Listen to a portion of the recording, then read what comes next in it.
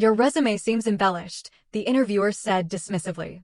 I doubt you've actually handled major accounts like these. My chest tightened as 15 years of hard work were brushed aside with a single sentence. The weight of my dwindling bank account, a quiet, persistent ache in the back of my mind, pressed down on me. I sat a little straighter in the cold leather chair, the air in the sterile conference room suddenly feeling thin. Every achievement listed is genuine, I said, my voice a calm island in a sea of my own churning anxiety. The market expansion strategy for Apex consumer goods, for instance, reversed a three-quarter decline and anyone can write numbers on paper, the interviewer, Philomena Oswald, cut me off with a thin, dismissive smile. Her gaze flickered over my portfolio as if it were a student's poorly written essay. Without backing from a prestigious firm on your recent work history, these claims are questionable at best. 8 months ago, I was Executive Strategy Director at Crest Innovations, directing projects across 5 countries. Then, new ownership arrived, a tidal wave of pinstripes and bravado, sweeping out experienced women to make room for their inner circle. Now, I was on my 73rd interview, facing the same invisible wall of doubt. Philomena tapped my resume with the tip of a silver pen, the soft click, click, click, a metronome marking my professional demise. This client portfolio, for example, she continued, her tone dripping with condescension, seems particularly far-fetched. The side door swung open. A man in an impeccably tailored suit walked in, stopped mid-stride, and stared at me.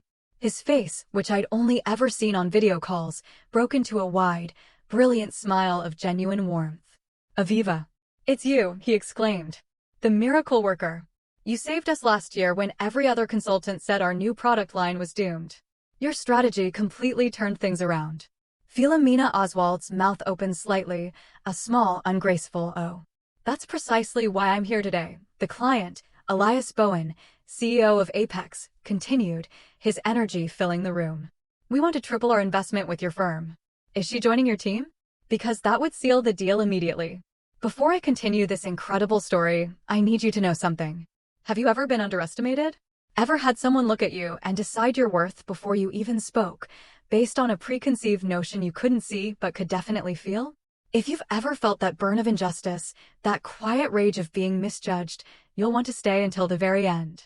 Because what happens next changed not just my life, but an entire industry. My name is Aviva Renault.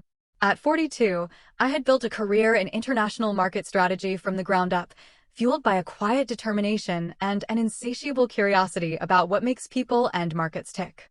Growing up in a small Midwestern town where girls were expected to marry young and plant roots deep in the familiar soil, I defied expectations. I worked 3 jobs, waitressing, tutoring, and shelving books at the local library to put myself through business school. My analytical mind, combined with a genuine empathy for consumer needs, had become my professional signature. I'd cultivated the ability to see patterns others missed, to hear the whisper of opportunity in the noise of data, and translate those insights into profitable, human-centered strategies. But sitting in that interview room at TGR Advisory, one of the most prestigious firms in the country, none of that seemed to matter to Philomena Oswald, the chief talent officer whose pencil-thin eyebrows had remained arched in skepticism throughout our entire conversation. After Elias Bowen left the room with a final, enthusiastic wave in my direction, Philomena's entire demeanor transformed. It was like watching a time-lapse video of ice melting. Her rigid posture softened.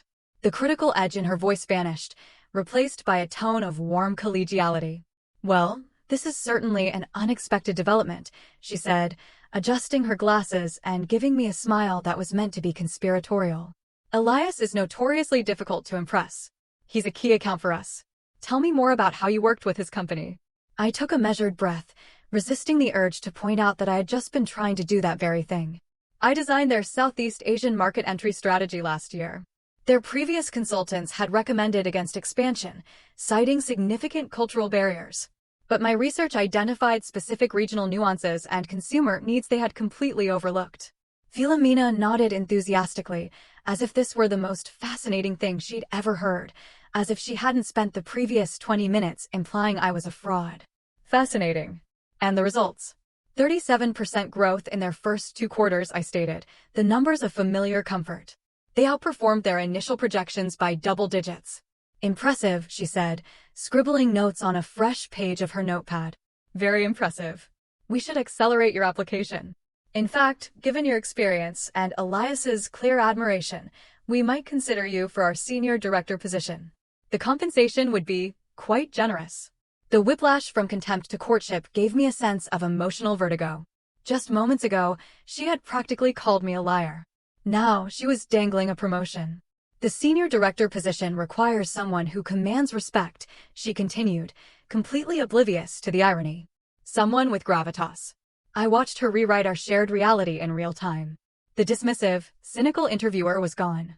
In her place sat an enthusiastic advocate who had clearly recognized my potential from the very beginning.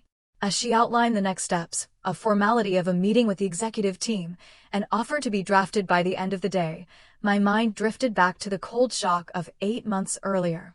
I'd been the executive strategy director at Crest Innovations, a place I'd helped build, when a venture capital firm acquired us. The new CEO, Preston, a man whose ambition was far larger than his experience, had called me to his office on a Tuesday morning. The view of the city from his window was spectacular, but his gaze was fixed on his own perfectly manicured cuticles. "Aviva, your track record is stellar," he'd said, his voice smooth and practiced. "But we're implementing a more aggressive, fast-paced growth model. It requires a different leadership chemistry." The unspoken words hung in the air, a younger, male chemistry. Translation: the boys' club was closing ranks. Within 6 weeks, all 5 female directors, myself included, were replaced by men from Preston's personal and professional network. Most had less experience, but they had the right energy, the right look for the new vision. My severance package was generous, a sum clearly calculated by lawyers to prevent lawsuits rather than to honor years of contribution. At first, I'd been confident.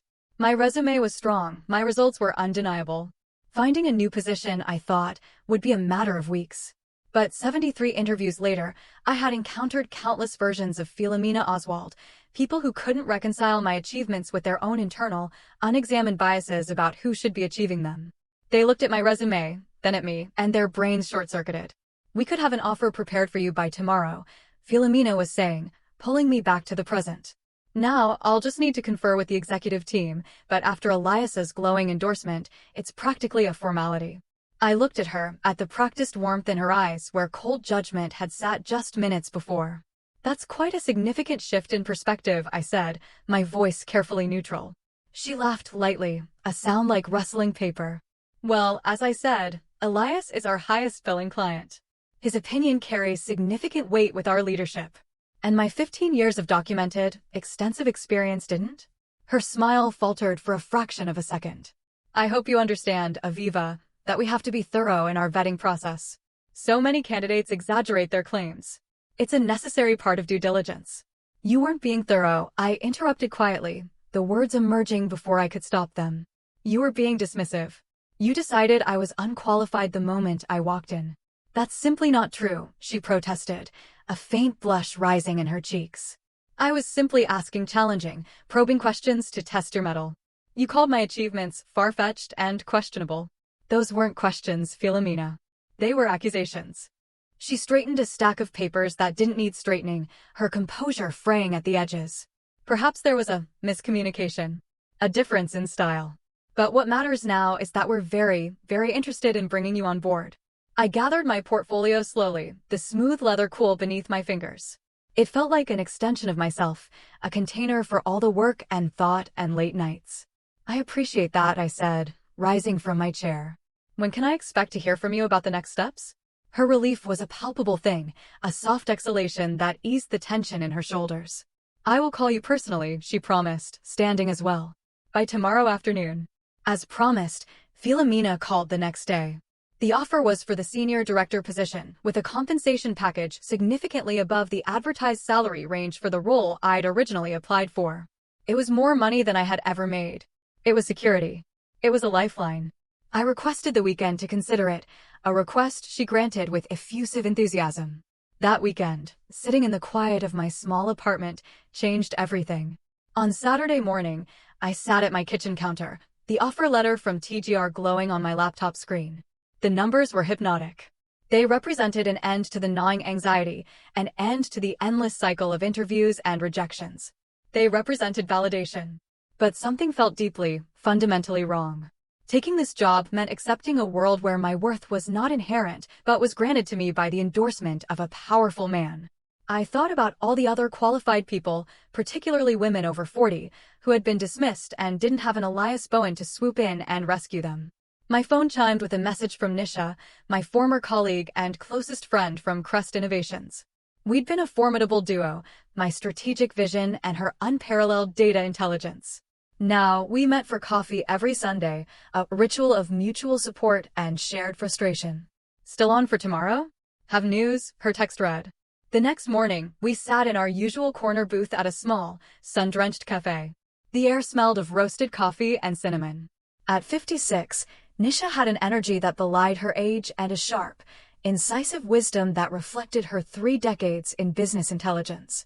She radiated a quiet confidence that I found myself borrowing from. So, I've been doing some consulting work, she revealed, leaning forward, her dark eyes sparkling with an idea. 3 of our old clients from Crest. They all asked me the same thing in different ways.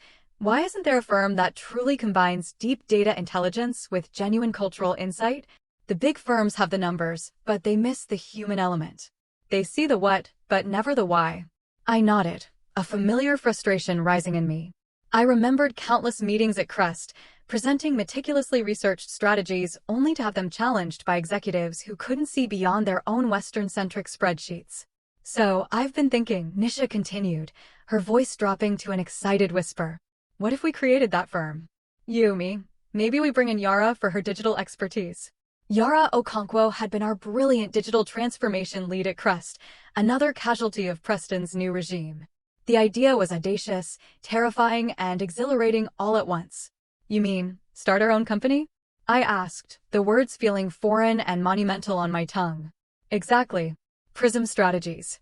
A firm that sees the whole picture. Between the 3 of us, we have contacts across 4 continents. My severance is still mostly intact, and I'm guessing yours is too. Without a word, I pulled out my phone and showed her the TGR offer letter. Nisha scanned the details and let out a low whistle. That's an impressive figure, Aviva. But your face tells me you're not thrilled. The interviewer spent 20 minutes telling me my experience wasn't credible, I said, the injustice still raw. Then Elias walked in, and suddenly they're desperate to hire me. They want me to be a senior director. Nisha's expression was one of profound, weary understanding. Classic. They don't want your brain, Aviva. They want Elias Bowen's account. You'd just be the price of admission. If I take this job, I said, thinking aloud, I'm just stepping back into another company where my value is determined by who validates me, not by what I've accomplished on my own. Nisha slid the phone back across the table. Her gaze was steady. So, what's your alternative? For the first time in 8 long months, a surge of genuine, unadulterated energy coursed through me. It wasn't the nervous energy of an interview or the anxious energy of waiting for a call. It was the energy of creation.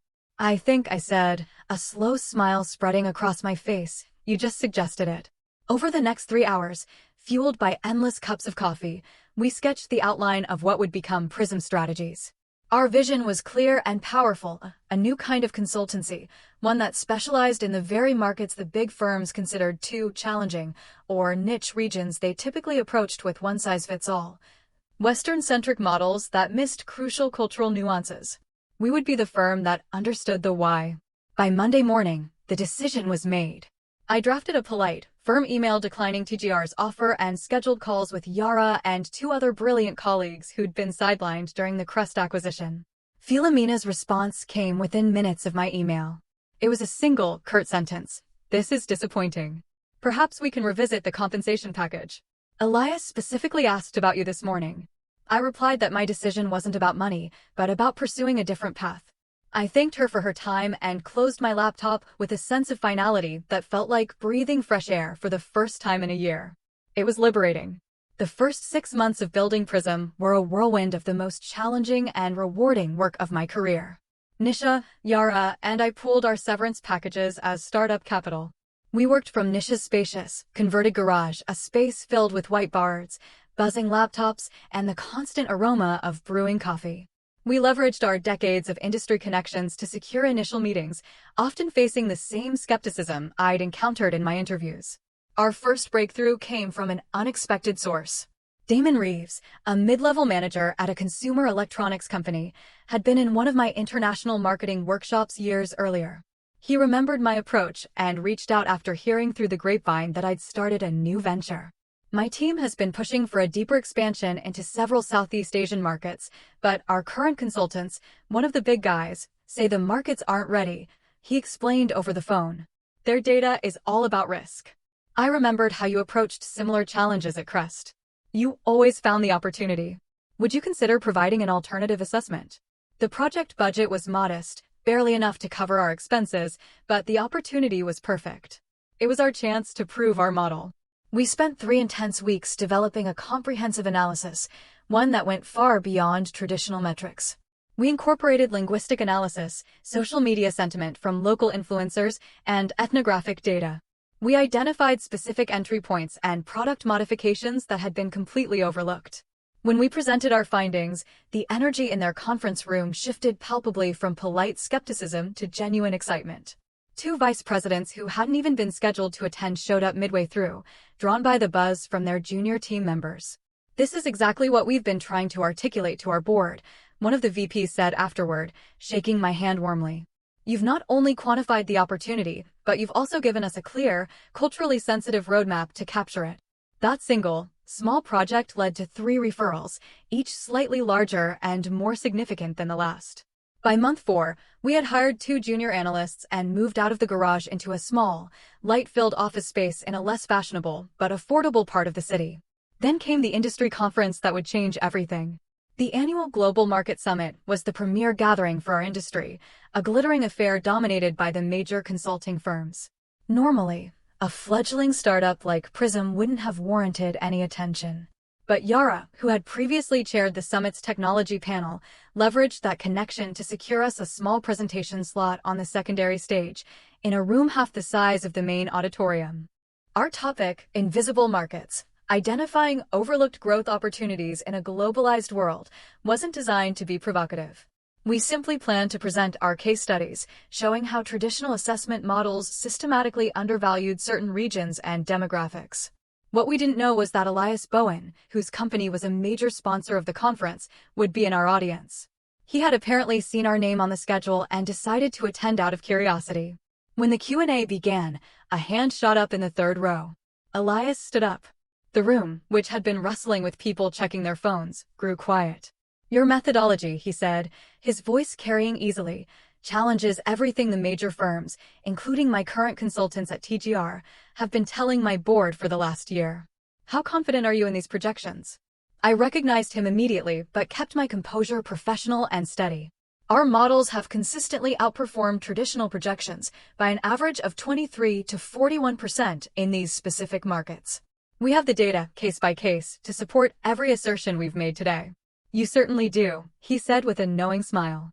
"Your strategy transformed our business last year." Which brings me to my next question. I'm curious why you're not with TGR. I specifically and strongly recommended you to them. The room became utterly still. TGR was one of the conference's title sponsors. Their CEO, Gerard Walsh, was scheduled to deliver the next day's keynote address. This was high-stakes industry drama playing out in real time. "I decided to pursue a different opportunity," I replied, my voice a model of diplomatic calm.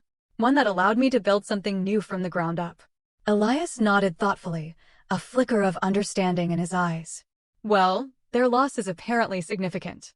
My team would like to hear more about your current work. Are you taking on new clients?" Selectively, I answered, allowing a small, confident smile. "But for the right partner, we always have time." The buzz began the moment our session ended.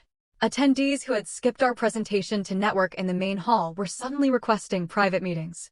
Industry reporters who had been focused exclusively on the major firms now wanted Prism's perspective on emerging market trends. But the most significant moment came that evening at the grand networking reception. I was speaking with a potential new client, a director from a German automotive company, when I noticed Philomena Oswald watching me from across the crowded ballroom. She stood beside TGR's CEO, Gerard Walsh, his expression tense as Elias Bowen purposefully made his way through the crowd toward me. "Aviva," Elias called, his voice loud enough for nearby conversations to pause and heads to turn. "I've spoken with my board. We want to transition our entire Apex strategy portfolio to Prism, effective next quarter. I felt, rather than saw, Philomena's face drain of color. Apex was one of TGR's largest and most celebrated accounts. That's a substantial portfolio, Elias, I said, acutely aware of the dozens of eyes and ears now focused on our conversation. And worth every penny, based on your previous results, Elias replied, his voice booming with satisfaction. Besides, to be frank, we've been increasingly dissatisfied with our current consultant's limited vision and recycled strategies. I felt Philomena's stare intensify as she began whispering urgently to Gerard. We would be honored to discuss the opportunity, Elias, I said, my voice the epitome of professional poise. Excellent, he said. And fair warning. I've already mentioned your firm's impressive work to several of my colleagues from other companies tonight. You should expect some calls. As Elias walked away, Gerard and Philomena immediately intercepted him. Their conversation appeared tense, with Elias shaking his head repeatedly and gesturing back in my direction. Later that evening, as I was getting a glass of water at the bar, Gerard Walsh approached me. Aviva, isn't it? Gerard Walsh, CEO of TGR. A pleasure. He extended a hand. I understand there may have been some confusion during your interview process with us. There was no confusion, Mr. Walsh, I replied evenly, my tone polite but firm. Your chief talent officer made her assessment of my qualifications quite clear. Elias simply provided a different one. Gerard winced almost imperceptibly. Sometimes our established processes don't properly identify exceptional, non-traditional talent. It's a blind spot we are working to address. I'd like to personally apologize for that oversight and explore whether there might still be a fit between your unique expertise and our organization. I met his gaze directly. That's very kind of you, but Prism Strategies is my focus now. We're building something special. Perhaps a strategic partnership, then, he pressed. Your boutique, innovative approach combined with our global resources and infrastructure could be a powerful combination. Before I could respond, Nisha appeared at my side, a picture of grace and purpose. Sorry to interrupt, Aviva, but our next appointment has arrived. No such appointment existed, but her timing was perfect. Of course, I said, turning back to Gerard with an apologetic smile. It was a pleasure meeting you. The conference marked a definitive turning point for Prism. Within 3 months, we had secured contracts with 7 major international clients, including Elias's company. Our small team grew to 17 people, each one hired not just for their technical skills, but for their diverse perspectives and life experiences, which we valued as a strategic asset. Our office, once quiet, now buzzed with a dozen different languages and a palpable sense of shared mission. If you're enjoying this story so far, I want you to hit that like button right now. Please subscribe to our channel and click the notification bell, because we share these real-life business revenge stories every single week. Stories about underestimated professionals who, after being dismissed, went on to completely transform their industries. Your support helps us bring more of these authentic, inspiring experiences to light. Now, let me tell you what happened next, because the real revenge, the systemic, industry-changing part, was just beginning. Our rapid growth necessitated a move from our small, cramped office. We found a beautiful, light-filled space in a converted warehouse district with high ceilings, exposed brick, and enormous windows that overlooked the city. It wasn't extravagant, but it had room to breathe, to think, and to expand.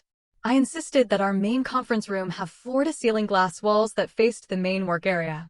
At Prism, transparency wouldn't just be a buzzword on a mission statement, it would be a literal, architectural fact. 6 months after the conference, our client roster had tripled. We'd expanded to a team of 28, each member bringing unique perspectives shaped by diverse backgrounds and experiences.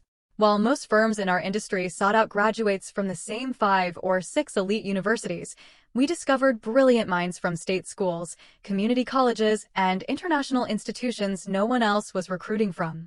Vera, our new research director, a woman in her 50s with a PhD in sociology, had been rejected by 12 major firms for being overqualified and not a cultural fit.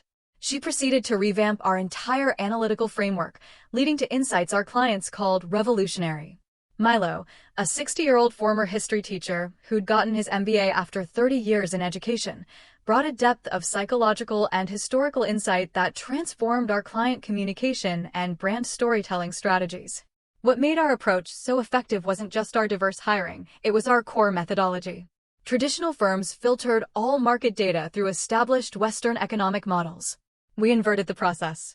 We began by examining markets through the lens of local cultural contexts, language, art, history, social structures, and only then did we apply the economic analysis. The results were consistently and staggeringly better than industry standards.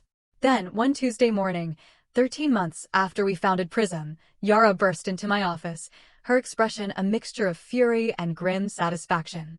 "You need to see this," she said, placing her tablet on my desk. The industry newsletter headline read, "TGR launches new division, Horizon Markets to target untapped global opportunities." The article, accompanied by a smiling photo of Philomena Oswald, detailed how TGR was creating a specialized unit focused on undervalued international markets, emphasizing the need to understand unique cultural considerations. It was a word-for-word echo of Prism's own marketing materials. "They're not just copying our model," Aviva, Yara said, her arms crossed. "They're trying to steal our identity. And guess who they put in charge of the whole division?" "Let me guess," I said dryly. "The same woman who said my experience was incredible?" "The very same," Yara confirmed. Later that day, Nisha discovered something even more concerning. TGR, leveraging their immense resources, had scheduled introductory meetings with 3 of our biggest clients, offering to provide Horizon Markets services at a significantly reduced rate. "They're undercutting our prices by 30%, Nisha reported, her face grim. "They can afford to operate at a loss for years just to push us out of the market." I leaned back in my chair, looking out the large window of my office at the bustling city below. This was the classic move of a Goliath trying to crush a David. "They can copy our language and undercut our prices," I said slowly, an idea beginning to form. "But they can't replicate our team. They can't replicate our thinking. Let's accelerate the development of the assessment framework." The framework was a project Nisha and I had been working on in our spare time. It was our most innovative creation yet, a talent assessment model that identified overlooked potential in job candidates. Instead of prioritizing credentials from elite institutions, it evaluated core competencies, critical thinking, empathy, resilience, creativity, through a series of sophisticated, scenario-based challenges. "It's still in beta," Nisha cautioned. "It's not ready for prime time." "Then we'll make it ready," I replied, my voice filled with a new resolve. "This isn't just about our business anymore.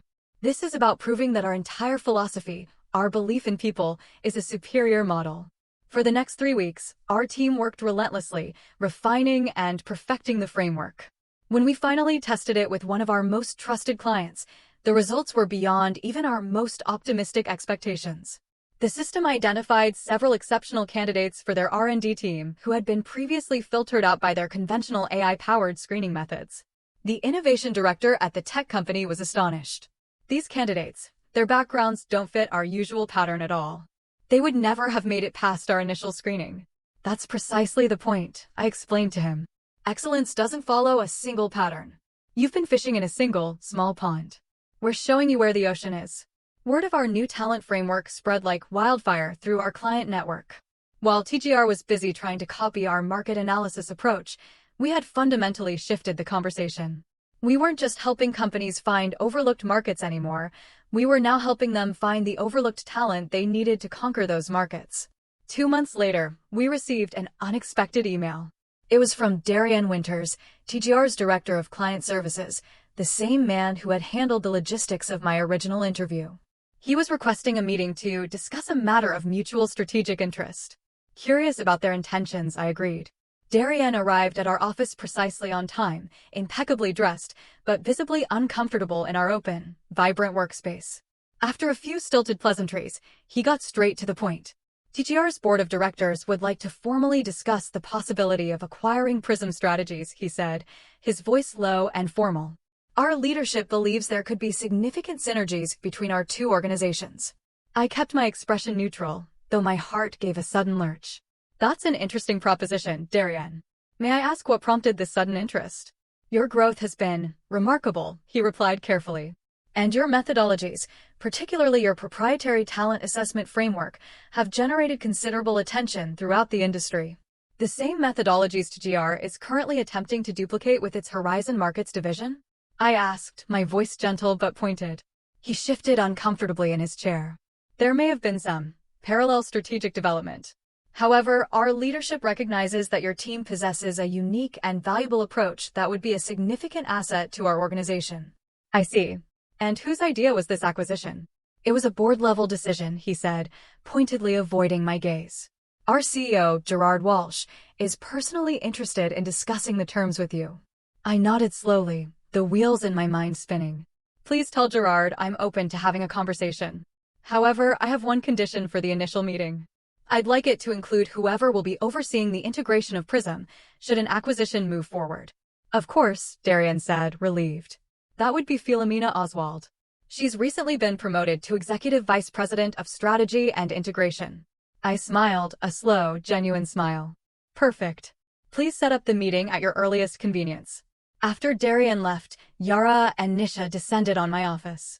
Are you actually considering selling to them? Yara asked, her voice laced with disbelief. After everything they did? I'm considering hearing what they have to say, I replied cryptically. Nisha studied my expression, her brow furrowed in concentration. You have something in mind, she said, not as a question, but as a statement of fact. Let's just say, I replied, I'm extremely curious to see how Philomena Oswald will handle this particular meeting. The meeting was scheduled for the following Thursday at TGR's palatial headquarters.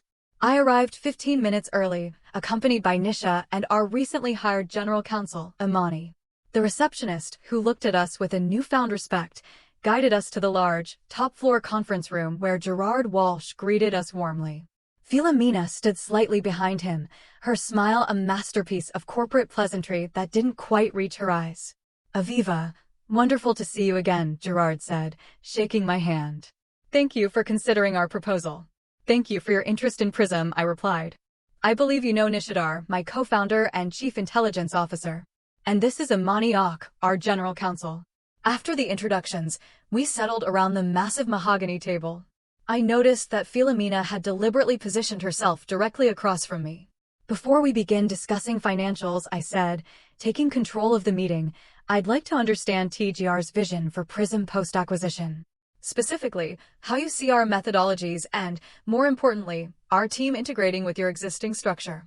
Gerard nodded to Philomena, who straightened her posture before speaking, her voice smooth and polished. We envision Prism becoming TGR's central innovation hub, she said. Your market analysis methodologies would be scaled across our global operations. Your core team would lead a knowledge transfer to our existing departments. And your talent assessment framework. She paused. A fascinating initiative, Philomena continued, though naturally, we'd need to align it with TGR's established recruitment parameters to ensure a consistent standard of quality. I noted how carefully she had sidestepped the entire purpose of the framework, which was to challenge those very parameters. Could you elaborate on what you mean by quality consistency? I asked, my voice even. Her smile tightened. TGR has built its reputation on a certain caliber of professional, Aviva. While we appreciate the value of fresh perspectives, we must maintain the high standards our clients have come to expect. Interesting, I said. And who would oversee this alignment process? As EVP of Strategy and Integration, my division would handle the transition, Philomena replied. We'd work closely with your team, of course, though ultimately all final hiring decisions would have to follow TGR's established protocols. Gerard jumped in, sensing the rising tension. We're prepared to make a very generous offer, Aviva. A number that reflects the immense value you've created. Your team would receive significant retention bonuses, and you, personally, would have a senior leadership position. Reporting to whom? I asked. Philomena would be your direct supervisor, Gerard said. I nodded thoughtfully. Thank you for that clarification. Before we discuss numbers, I'd like to share something with you. I opened my laptop and turned it so they could see the screen. This is a time-lapse visualization. It shows the market performance of clients who've implemented our recommendations over the past 18 months, compared to the industry average. The animation showed a stark divergence. Our clients' growth curve shot upward, leaving the flat line of the industry average far behind. Both Gerard and Philomena leaned forward, their professional poise momentarily forgotten, their surprise genuine. These results aren't just marginally better, I said. They represent a fundamental, paradigm-shifting approach to market development. I switched to a different visualization. Now, this represents the demographic and experiential diversity of the teams that achieved these results, compared to the industry norms. The contrast was, again, striking. Prism's teams looked like a vibrant mosaic compared to the homogeneous, monochrome blocks representing the rest of the industry. Our success isn't despite our different approach to talent, I explained, my voice resonating with conviction. It is because of it. We don't succeed by making everyone fit the same mold. We succeed by assembling teams of people whose unique perspectives allow them to see the opportunities that everyone else misses. Philomena's expression had hardened into a mask. While diversity and inclusion initiatives are certainly important, TGR has specific, proven standards that ensure client confidence. Are those the same standards that led you to dismiss my 15 years of experience as far-fetched and questionable during our interview? I asked quietly. The room went utterly silent. Gerard shot a sharp, questioning glance at Philomena. I believe there has been a significant misunderstanding about that interaction, Philomena said, her voice dangerously low. There is no misunderstanding, I replied, my gaze locked on hers. You decided my achievements weren't credible until a powerful man validated them. And now, you want to acquire my company only to apply those same flawed, biased judgments to my entire team and our methodology. Gerard cleared his throat loudly. Perhaps we should focus on the financial aspects of the potential acquisition. Actually, I said, I have a counterproposal. I opened a folder and slid a set of documents across the polished table. These are our terms. Gerard scanned the first page, his eyebrows rising. This is highly unconventional. So is our company, I replied. Philomena frowned as she read. This stipulates that Prism would operate as a fully independent division, with complete and total autonomy over its own hiring and methodology. Correct, I said.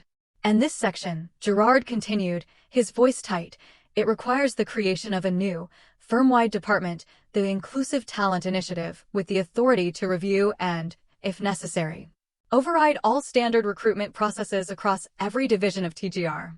Also correct. Philomena's voice turned to ice. This effectively dismantles our entire corporate talent acquisition strategy. It transforms it, I corrected her gently. Based on proven, data-driven results.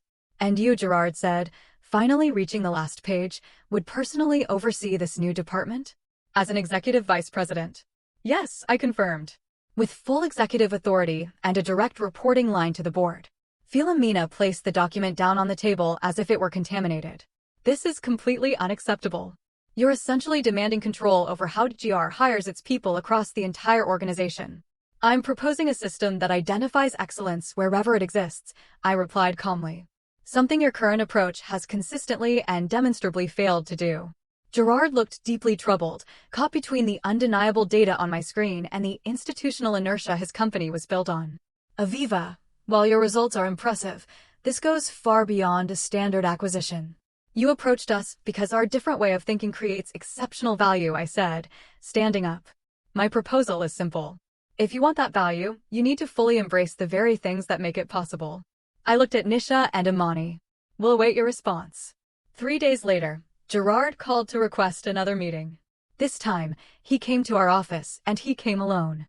Your conditions have created quite a stir, he said, looking around our open, collaborative space with a hint of admiration. Philomena was strongly opposed. I'm not surprised, I said. But our board, he continued, they reviewed your performance data again. The results are undeniable. They've authorized me to continue negotiations. He presented a counter-proposal. It preserved the core of my requirements, the independent talent department with significant authority, but modified some of the finer points. This represents a massive institutional change for TGR, Gerard explained. The board needs reassurance that these new approaches will be implemented responsibly. And Philomena's position on this? I asked. Gerard hesitated. She has expressed her reservations, but she will support the board's final decision. Over the next 2 weeks, we negotiated the final terms. 1 month later, we announced the acquisition. The industry press covered it extensively, focusing on the unprecedented structure that preserved Prism's autonomy while simultaneously tasking me with transforming TGR's entire approach to talent. On my first official day at TGR headquarters, I arrived early to prepare for the all-hands town hall meeting where Gerard would introduce me. As I arranged my presentation materials in the large auditorium, Philomena entered the room. Congratulations on your new position, she said, her voice cool and formal. Thank you, I replied. I'm looking forward to working together. She gave that thin, familiar smile. I want to be clear about something, Aviva. I may have been wrong about you specifically, but TGR's standards exist for good reason. Not everyone who claims to have exceptional abilities actually possesses them. I agree completely, I said. That's why my department will focus on evidence-based assessment of actual capabilities rather than on subjective assumptions based on pedigree. Her expression hardened. My judgment of talent has built this company's reputation over 20 years. Then you'll appreciate that all good systems can be improved with new data, I replied. The data shows that your judgment, and the system it represents, has a significant blind spot. My job is to fix that. We'll see how the board feels after 6 months of your experiments, she said, turning to leave. They're not experiments, I corrected her quietly. They are proven methodologies. But you're right about one thing, Philomena. The results will speak for themselves. When I took the podium an hour later, I looked out at the sea of faces, some curious, some skeptical, some hopeful. Many of you are wondering why TGR acquired a small firm like Prism and agreed to such unconventional terms, I began. The answer is simple. Because excellence doesn't always look the way we expect it to. I advanced to my first slide, showing the stark performance data. These results weren't achieved by following the rules. They were achieved by fundamentally questioning them. By questioning our assumptions about which markets matter, which strategies work, and most importantly, which people have the most valuable insights. From her seat in the front row, Philomena watched me, her face a carefully neutral mask. The inclusive talent initiative I'll be leading isn't about diversity for diversity's sake, I continued, my voice ringing with passion. It's about competitive advantage. It's about recognizing that we have been confusing credentials with capability and pedigree with potential for far too long. It's about finding the best people, period, regardless of where they come from or what they look like. The resistance was real in the beginning. But the results were faster and more dramatic than even I had predicted. The first cohort of new hires selected through the new framework outperformed their peers by every metric. Client satisfaction scores soared. The most satisfying moment came nearly a year after the acquisition. I was working late when Philomena appeared in my doorway. She looked different, less rigid, more tired. "Do you have a minute?" she asked. "Of course," I said, gesturing to a chair. "The Eastern Europe expansion project," she said, "the team you assembled, they did excellent work." One of the analysts, Teresa. I had rejected her application twice before your system flagged her for a second look. She paused. "She's brilliant." "Yes," I agreed. "She is." Philomena looked down at her hands, then met my eyes. Her gaze was direct and, for the first time, unguarded. "I've been reviewing the data. All the candidates I personally rejected over the past 5 years who were later hired through your department. The pattern is disturbing." "In what way?"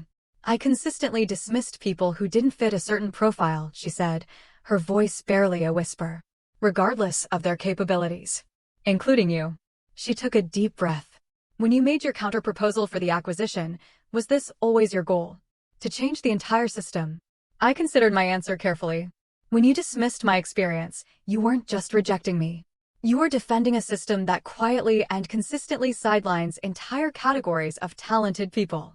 My goal wasn't to get revenge on you, Philomena. It was to dismantle the system that allowed you to make that judgment in the first place, to ensure that no one with a valuable contribution to make would ever be dismissed so easily again." She nodded slowly, a profound understanding dawning in her eyes. "I see. I've requested a transfer," she said. "I'm going to be leading our Asia-Pacific division. Before I go, I wanted you to know. I understand now. What you're building here." As she stood to leave, I said, "Philomena." She turned. "Excellence comes in many forms, including the capacity to see when our own judgment needs to be recalibrated." A small, sad smile touched her lips. "Perhaps," she said, "that is the most important skill of all." 2 years after I sat in that cold interview room, what began as my personal quest for validation had become an industry-wide transformation. My revenge wasn't in humiliating a single person. It was in building a better, fairer, and more effective system, proving that the most brilliant minds and the greatest opportunities are often found in the very places no one else is looking. Have you ever been underestimated, only to prove everyone wrong? Share your own story of transformation in the comments below. Your experience might be the inspiration someone else needs to see today. And if you found value in this journey, please hit that like button and subscribe. Every week, we bring you real stories of professional redemption that prove, without a doubt, that living well and changing the system is the very best revenge. Hit the notification bell so you never miss an episode, and let us know which industry's gatekeepers need to be challenged next.